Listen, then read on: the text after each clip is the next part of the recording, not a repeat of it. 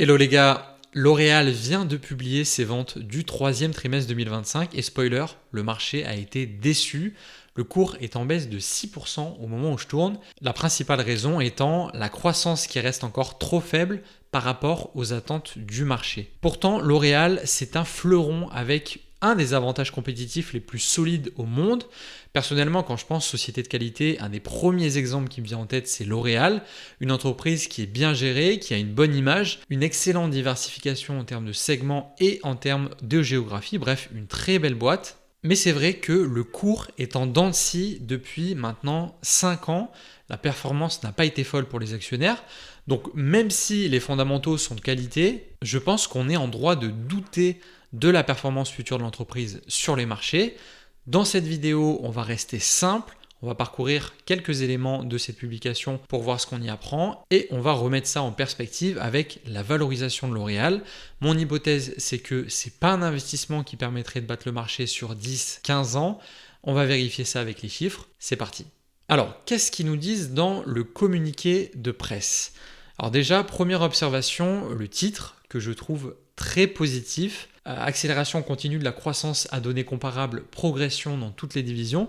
Je trouve ça toujours marrant de voir à quel point le management est bon pour trouver les tournures de phrases qui vont bien, les mots qui mettent l'entreprise le plus à son avantage, quand bien même les résultats sont pas terribles. Bon, ça c'est pas propre à L'Oréal, mais c'était une petite parenthèse sur le titre. Donc qu'est-ce qu'ils nous disent ? Ils nous disent que sur les 9 premiers mois de l'année, le chiffre d'affaires a été de 32,8 milliards d'euros. C'est plus 3,4% à données comparables, plus 3,7% ajusté, mais seulement plus 1,2% à données publiées. Alors là, il faut déjà être bien concentré parce qu'on peut très vite se perdre. Et il faut toujours bien regarder de quoi on parle avec ces pourcentages d'évolution. Le pourcentage d'évolution brut, on va dire réel, c'est toujours la comparaison à données publiées ou reportées, je crois qu'on peut voir des fois. Celui-ci, il est vraiment bête et méchant, il prend le revenu de la période, il le compare avec celui de la période précédente. C'est voilà, le chiffre réel, il n'y a pas possibilité de se tromper. Mais ce chiffre-là, il comprend notamment l'impact de la fluctuation des taux de change. C'est notamment pour ça que les entreprises donnent souvent aussi un pourcentage à données dites comparables. C'est ce pourcentage qui est censé représenter le plus l'évolution du business entre les deux périodes. Je dis censé parce qu'il faut quand même se méfier et il faut toujours vérifier ce que le chiffre comprend exactement. Par exemple, ici, il y a une petite note numéro 2. Si on va la voir en bas, on voit que à données comparables, c'est à structure et à taux de change identique. Structure identique, pour moi, ça veut dire que s'ils rachètent une marque et qu'ils l'intègrent au groupe, par exemple en 2025, ils sont censés exclure le chiffre d'affaires de cette marque en 2025 quand ils comparent avec le chiffre de 2024. Donc ce 3,4% hors fluctuation de change, il a l'air de faire sens et c'est la croissance organique qu'ils ont enregistrée sur les 9 premiers mois de l'année. Donc la première observation qu'on peut faire bien sûr, c'est que ce chiffre, il est quand même assez faible. Ensuite, ils nous disent croissance dans toutes les divisions et dans toutes les zones géographiques, soutenue par la reprise continue en Amérique du Nord et en Chine continentale. On va aller voir le tableau de répartition du revenu juste après. Poursuite de la forte dynamique en soins du cheveu et en parfum, le maquillage s'améliore progressivement. Croissance en volume et en valeur avec une forte contribution du mix. Croissance à 2 chiffres en e-commerce nettement supérieure au marché. Ça c'est logique, c'est un canal qu'ils utilisent de plus en plus. Et vous en avez certainement entendu parler, l'annonce d'un partenariat stratégique de long terme dans la beauté et le bien-être du luxe entre Kering et L'Oréal. Ça, c'est un deal qui comprend notamment l'acquisition de la maison Creed par L'Oréal. Donc Creed, ce sont des parfums de niche.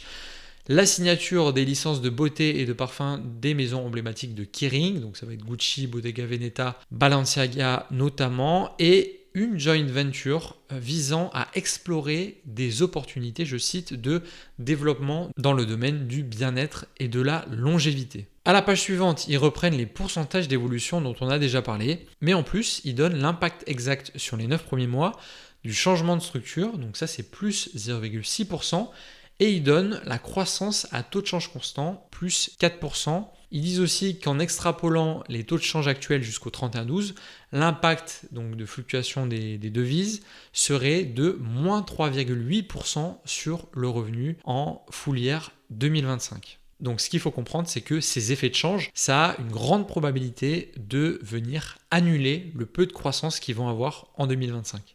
Maintenant, si on regarde l'évolution par division et par géographie sur 9 mois, on voit que en termes de division, les deux divisions les plus importantes en termes de revenus, donc grand public et luxe, sont celles qui affichent la croissance la plus faible.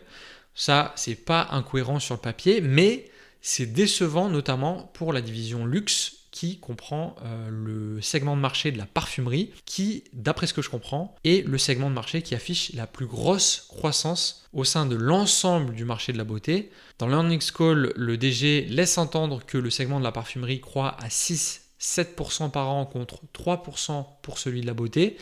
Derrière ça, il y a le fait que le sous-segment des parfums de niche est en forte croissance. Ils disent qu'ils observent un effet garde-robe où, comme pour les vêtements, les gens ont tendance à avoir un parfum différent pour chaque contexte. Au niveau des divisions, l'autre truc à noter, c'est la croissance de 9,3% en comparable au Q3 pour la division des produits professionnels.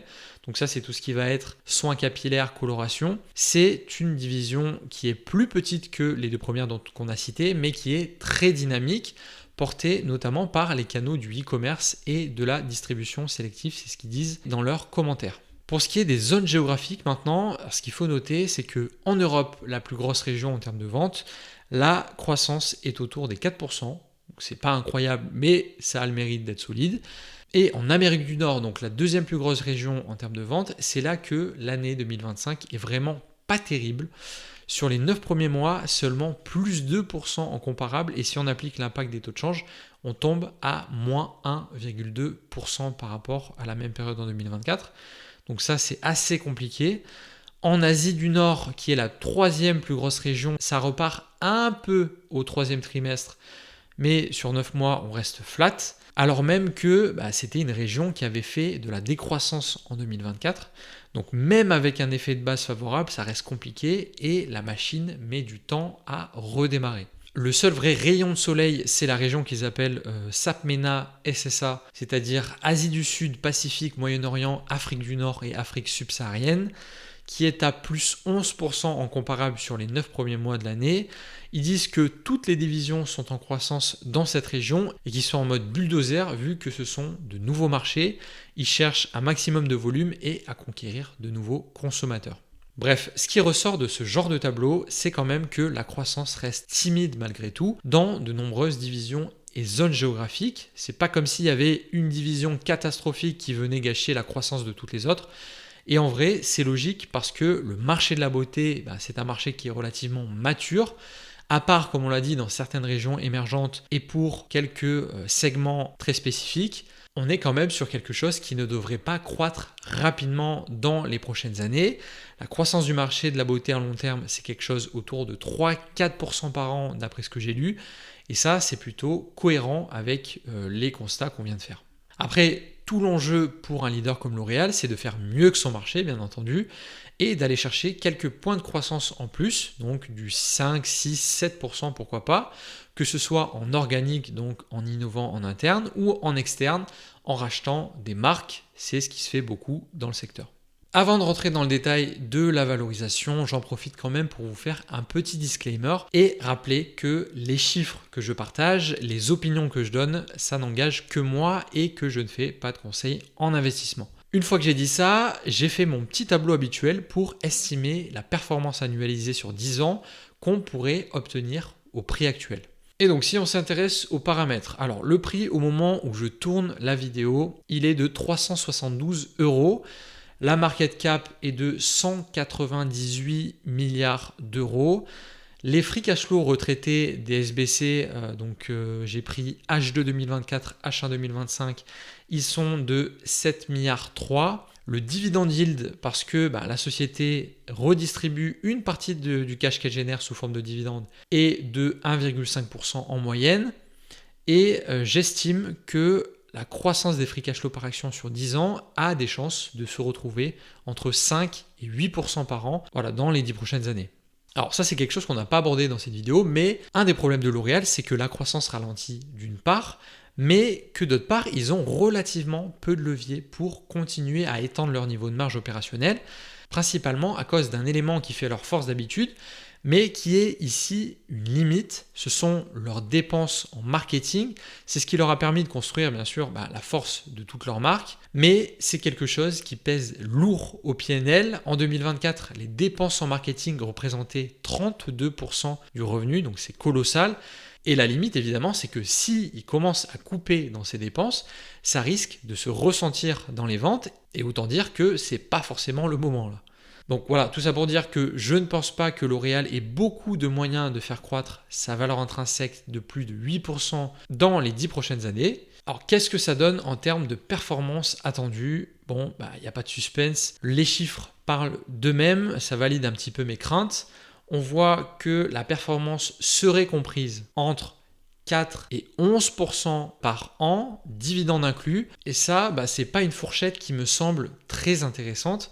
Ok, il y a une prime à la solidité, donc ils ont un super moat, ils sont très diversifiés, le business est très stable et le marché de la beauté répond à un besoin essentiel et je pense pas que ça disparaisse demain, ça je suis plutôt ok là-dessus, mais il y a trop peu de croissance du revenu pour assurer un retour sur investissement qui permette de battre le marché.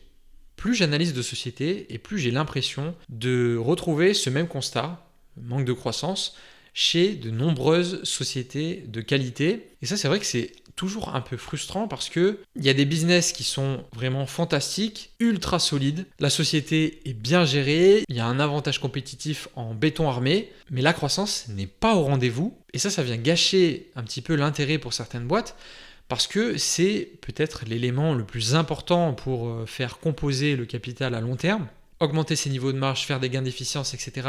Ça, c'est quelque chose qui est très bien, mais c'est quelque chose qui est à la fois limité. La vraie source de croissance des free cash flow, elle vient de la top line, donc du revenu. Et si le marché sur lequel l'entreprise évolue, il est trop mature, ça va venir poser des problèmes forcément à un moment ou à un autre.